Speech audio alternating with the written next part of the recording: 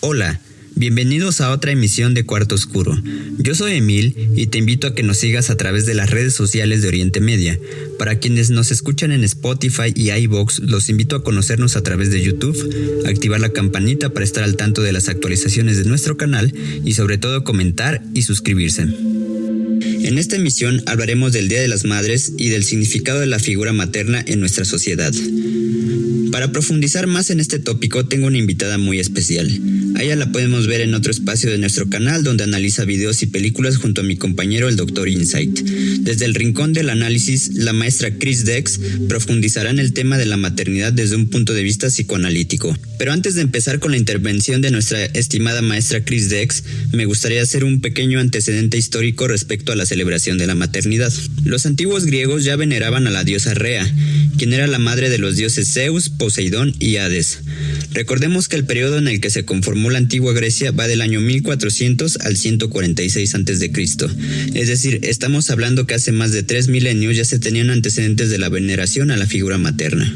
Posteriormente, en nuestro continente americano, las culturas mesoamericanas y más específicamente los mexicas adoraban a la Coatlicue, la cual era considerada la diosa de la fertilidad. En algunas interpretaciones se le llama Tonantzin, que literalmente significa nuestra madre venerada, o Teteo Inan, madre de todos los dioses. Sin embargo, la historia contemporánea de esta celebración se remonta a la época de la posguerra civil de Estados Unidos, es decir, el año 1865.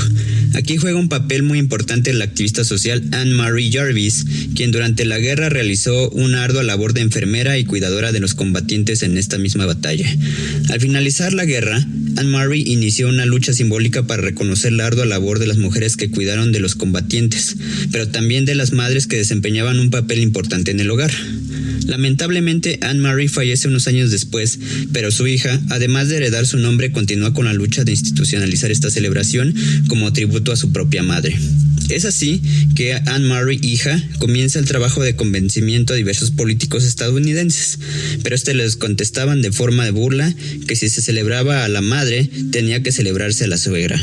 Años más tarde, en la administración del presidente Woodrow Wilson, el trabajo de Anne Marie, hija, rinde frutos y se oficializa la celebración del Día de las Madres para festejarse por primera ocasión el 8 de mayo de 1914. Lamentablemente para Anne Marie, años más tarde se da cuenta que esta celebración se ocupa para comercializar algunos artículos de lujo a altos precios como tarjetas impresas o flores, y termina los últimos días de su vida irónicamente endeudada, sola ya que nunca llegó a ser madre, y arrepentida de haber institucionalizado esta celebración que a partir de ahora es utilizada como una fecha de comercialización. Es curioso este último punto, ya que en México se adopta la celebración en el año de 1922, durante el mandato del presidente Álvaro Obregón, y desde aquella época se instaura el 10 de mayo como celebración, ya que en aquella época se pagaba el sueldo cada 10 días del mes. Con esta breve reflexión histórica quiero saludar a la maestra Chris Dex. Hola, ¿qué tal? Y antes puntualizar que en este espacio nos gustaría desmitificar el significado que tiene el Día de las Madres y la figura de la madre en la sociedad, pero principalmente hacer una desmitificación para bien, ya que a veces resignificar algunos símbolos de la sociedad nos ayuda a comprenderlos de mejor manera. Bueno, pues agradezco el espacio y la invitación para poder platicar de este tema tan importante. Y también me gustaría contextualizar o señalar que dentro de la psicología existen diferentes corrientes y posturas teóricas. Como se mencionó, la visión, la interpretación o lo que a mí me gustaría compartir en este espacio es más orientado desde la postura psicoanalítica, específicamente basándome en Sigmund Freud y Jacques Lacan, que son unos exponentes importantes sobre esta teoría. Y como ya se dijo, no se trata de hacer un juicio de valor o aseverar una verdad única y absoluta, sino más bien poder expresar algunos puntos para poder generar una reflexión personal. Antes de hablar específicamente con respecto a la madre, me gustaría retomar que la familia es una institución muy importante dentro de la sociedad y de la cultura, y sobre todo porque predominan en la educación inicial la represión de los instintos, la adquisición de la lengua a la que justificadamente se designa como materna, y también gobierna los procesos fundamentales del desarrollo psíquico, la organización de las emociones de acuerdo con los tipos condicionados por el ambiente, y que esto de alguna manera forma la base de los sentimientos. Podríamos decir entonces que en un marco más amplio, transmite estructuras de conducta y de representación cuyo desempeño desborda los límites de la conciencia, es decir, influye de una manera importante e innegable en la construcción de la vida de las personas, no nada más a una temprana edad, sino también en la vida adulta. Y aquí cabría señalar o podemos empezar con la primera pregunta o reflexión que me gustaría abordar, que es: ¿qué puede querer decir el ser padre? Es innegable que cuando alguien quiere tener un hijo o que quiere convertirse en padre, tiene que copular, tiene que haber una unión fisiológica que pueda engendrar una nueva vida.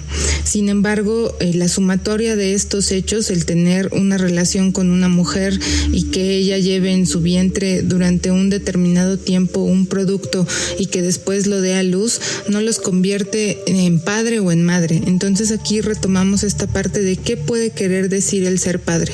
Y no me estoy refiriendo a una cuestión de género de hombre o de mujer, sino a la función paterna, a la función materna que esto va a implicar, a los cuidados que conlleva el tener a un ser vivo en nuestras manos, en nuestros brazos. La paternidad, al igual que la maternidad, tiene una esencia problemática. Son términos que no se sitúan pura y simplemente al nivel de la experiencia. No hay una escuela a donde podamos acudir y nos enseñen todos los errores que no debemos de cometer con respecto a la crianza de un hijo. Claro que hay diferentes posturas y corrientes al respecto, pero no son ni la verdad ni la garantía absoluta para ser lo que podría pensarse como buenos padres, ¿no? Porque nos meteríamos también ahí en constructos de bueno y malo, y no se trata de una cuestión moral o juicios de valor. Lo que sí es innegable es que el destino psicológico del niño dependerá de la relación que muestren entre sí las imágenes parentales. Es por ello que los conflictos y ausencias entre los padres son perjudiciales para el niño. Aquí podríamos retomar esta clásica frase de Freud que dice que infancia es destino. Y hablando justamente de Freud y la teoría que desarrolló, él hizo un énfasis con respecto a los complejos. Hablaba de la importancia de los complejos, ya que desarrollan un papel de organizadores en el desarrollo psíquico. Freud definió al complejo en un primer momento como factor esencialmente inconsciente, que se revela como la causa de efectos psíquicos no dirigidos por la conciencia, como actos fallidos, sueños, síntomas, y esto lo podemos ver en la vida cotidiana. No estamos hablando de cuestiones patológicas, de enfermedad o de anormalidad, son manifestaciones del inconsciente que todos vamos teniendo. Y es importante hablar de estas manifestaciones del inconsciente porque al final forma parte de la estructura psíquica que se va conformando a través de esos primeros contactos, de esos primeros cuidados que tienen los recién nacidos, los bebés, que todos lo fuimos en un determinado momento, y que juega un papel muy importante la imago del seno materno. Es decir, me refiero a las sensaciones características de la primera edad, a estas estructuras mentales que tendrán repercusiones en el desarrollo del sujeto. Podríamos decir que la imago del seno materno, la imagen, la idealización de la madre, domina toda la vida del hombre por su ambivalencia. Con la ambivalencia nos referimos a aspectos positivos, negativos, a estas polarizaciones entre odio y amor, y que, por ejemplo, en el amamantar, en el abrazo y la contemplación del niño, la madre al mismo tiempo satisface el más primitivo de todos sus deseos. En algunos casos podríamos incluso pensar que la tolerancia al dolor al parto puede comprenderse como el hecho de una compensación representativa del primer fenómeno afectivo que aparece, que en este caso es la angustia nacida con la vida. Al dar a luz, al engendrar a un nuevo ser, claro que puede llegar a haber una satisfacción, pero también puede llegar a haber esta angustia de ser una buena madre, de cumplir con los estereotipos sociales, con cumplir con las ideas incluso que cada quien se va instaurando con respecto a qué significa ser madre. Aquí también me gustaría muy brevemente puntualizar cuál es el deseo de la madre. No es el mismo deseo que tienen las personas de convertirse en madre.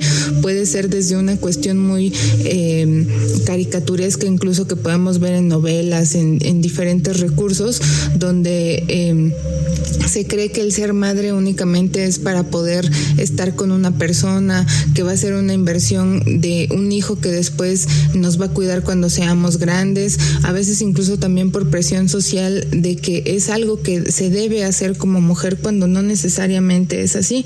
Entonces, el tener un hijo, claro que da satisfacciones, pero también conlleva ciertas angustias. Y retomando esta parte de la imago materna, también imprime en lo más profundo de la psique el destete congénito del hombre. Esto puede explicar la intensidad, la riqueza y la duración del sentimiento materno, es decir, la mirada, la voz, el recubrimiento que hace la madre de los órganos a través del lenguaje, hace una armadura del cuerpo que también podemos pensar como un tesoro de significantes.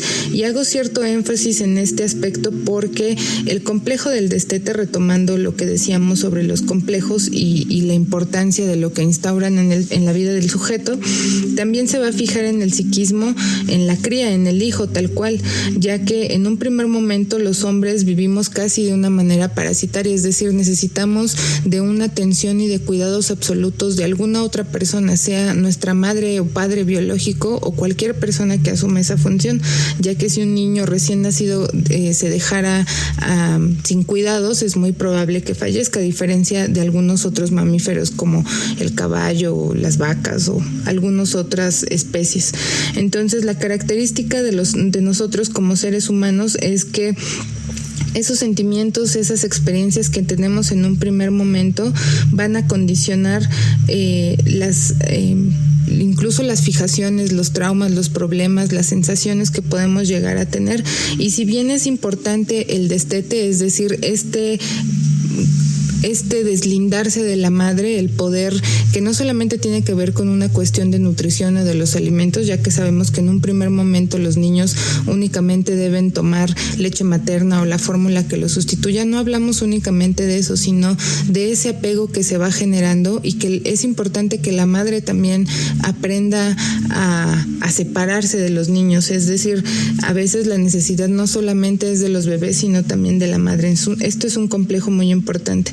Otro de los complejos, que es como un tanto más conocido, podría decirse, es el complejo de Edipo, que tiene que ver con la represión que opera a través de un doble movimiento afectivo del sujeto. Es decir, existe agresividad contra el progenitor, frente al cual su deseo sexual lo ubica en una postura de rival, un temor secundario que experimenta como retorno de una agresión semejante.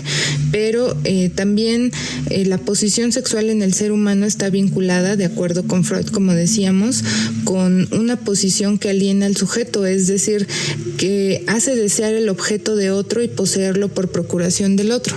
Dicho en otras palabras, el complejo de Edipo se traduce en este sentimiento amoroso exacerbado, por decirlo, hacia el padre del sexo opuesto, y una rivalidad que se siente con el padre del mismo sexo. Si bien hay familias que tienen características diferentes, donde no necesariamente los padres están juntos, hay una separación o alguna otra característica, no significa que no se represente incluso con algunos otros miembros de la familia. Puede ser el abuelo, puede ser el tío, o puede descargarse en alguna otra imagen. Y hablo sobre esta parte de los complejos para regresar de alguna manera al punto que nos atañe el día de hoy, que tiene que ver con la mujer, con cómo vive la mujer el convertirse en madre, en cuáles son esos deseos, esas expectativas que se pueden producir al tener un hijo. Si bien socialmente se espera que una madre sea amorosa, que esté únicamente al cuidado de los hijos y que esto le dé una satisfacción absoluta, sería una mentira decir que eso es algo que sucede al 100%, ya que aparte de ser madre, no deja de ser un sujeto, no deja de ser una persona con su propia historia, con sus propias necesidades, con sus propias características, y que muchas veces pareciera que se busca que al ser madre deben de sacrificarlo absolutamente todo en pos de sus hijos, aunque los hijos tengan otras ideas o no correspondan a este sentimiento.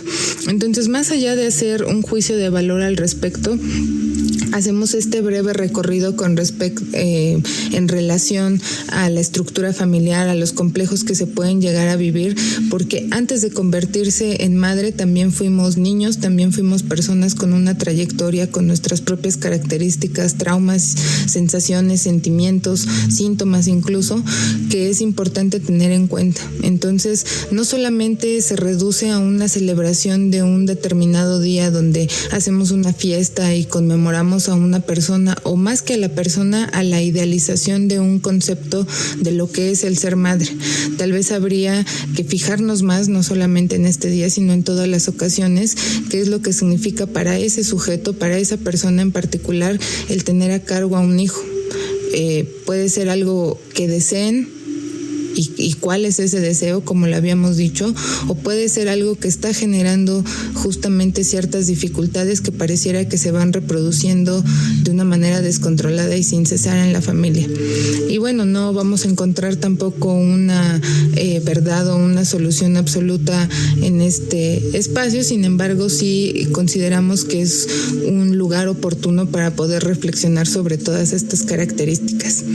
Y bueno, una vez más agradezco la invitación y poder platicar sobre estos temas. Cualquier duda, comentario, pues que nos las puedan hacer llegar. Sí, le agradezco mucho su presencia, maestra Crisdex, aquí en el espacio de Cuarto Oscuro. Y retomando esta última idea, este pequeño análisis tiene como propósito desmitificar o resignificar la celebración de la madre específicamente, ya que, como lo vimos en la breve historia de Anne Murray, es lamentable que se le dé mucho más valor comercial, mucho más valor capital a esta celebración que en realidad hacer un análisis acerca del significado de la madre en nuestra sociedad. Este fue nuestro tema del día de hoy. Espero que te haya gustado. Si fue así, haznoslo saber en la caja de comentarios o proponos algún tema para el futuro. Suscríbete, comenta, síguenos a través de las redes sociales de Oriente Media y nos escuchamos en otro momento, en otro espacio del Cuarto Oscuro.